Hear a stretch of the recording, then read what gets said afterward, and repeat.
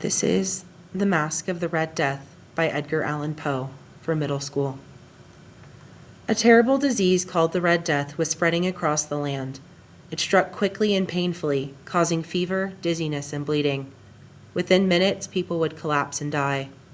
The disease was so deadly that once someone caught it, there was no hope. But Prince Prospero didn't care about the suffering outside his castle walls. Instead of helping his people, he gathered 1,000 of his richest friends and locked themselves inside his enormous castle. They had plenty of food, music, and entertainment.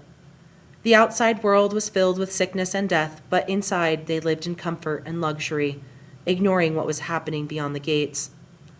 After several months, Prospero decided to throw a grand masquerade ball, a fancy costume party unlike anything anyone had ever seen. The castle had 7 rooms, each decorated in a different color: blue, purple, green, orange, white, and violet. The last room, however, was strange.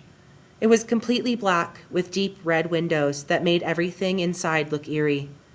A giant clock stood in the room, and every hour its chimes rang so loudly and strangely that all the guests froze in fear until the sound faded away.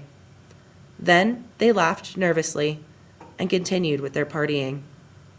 As the night went on, the party became wilder until suddenly the clock struck midnight. At that moment, a mysterious figure appeared, someone no one had noticed before. Unlike the other guests who wore bright, playful costumes, this stranger was dressed in a long dark robe, like a funeral shroud. Their mask looked like a pale, blood-covered face, almost as if they were one of the victims of the Red Death itself. A chill ran through the crowd, whispers spread. Who would dare wear such a terrifying costume? Even Prince Prospero was furious. "Who let this person in?" he shouted. "Seize them and remove their mask." But no one moved. It was as if fear had paralyzed them. The mysterious figure walked slowly through each of the rooms, heading toward the black and red chamber. Furious, Prospero grabbed a dagger and ran after them.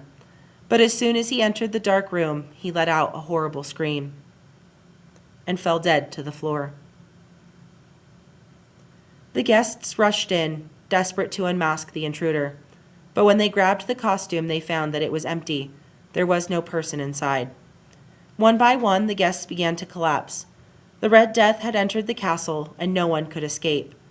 By the time the last guest fell, the clock had stopped. The flames in the torches had gone out, and silence filled the air.